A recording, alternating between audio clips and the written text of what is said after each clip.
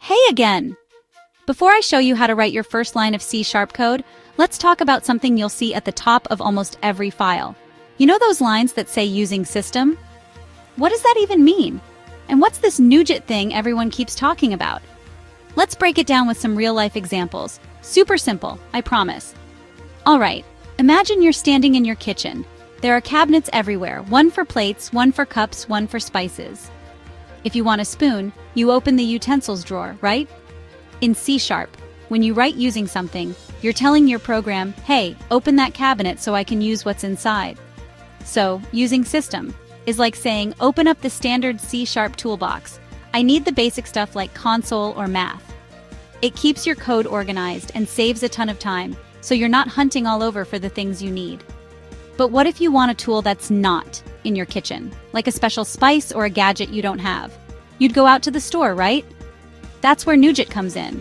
NuGet is basically the store for C#. Developers from all over the world upload useful packages. Think of them like add-on tools you can install in your own projects. Want to send emails, work with PDFs, or maybe build a game? There's probably a NuGet package for that. You just grab it from the store and then add a using line at the top to bring it right into your program. So here's the big picture. Using opens up toolboxes, so your program knows which tools you want to use. NuGet is where you get new toolboxes made by other developers. Most of the time, it's as simple as install the package, add a using line, and you're good to go.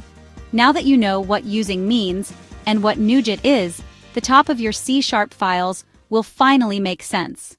So far, we've been talking about NuGet, the store where you can download extra tools, but not everything has to come from NuGet. C# already includes a bunch of tools that are ready to use right away. You don't have to install anything. They're built in.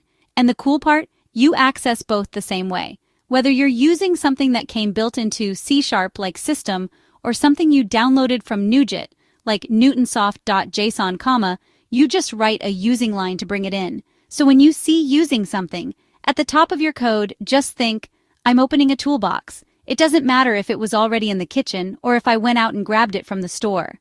Here's one more reason these toolboxes matter. They help you write way less code. Without them, you might have to write 20 lines just to do something simple. But with the right package or built-in tool, it can often be just one clean line.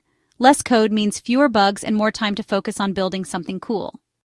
Smash that like button if this made things clearer, and I'll see you in the next one. Let's build something awesome together.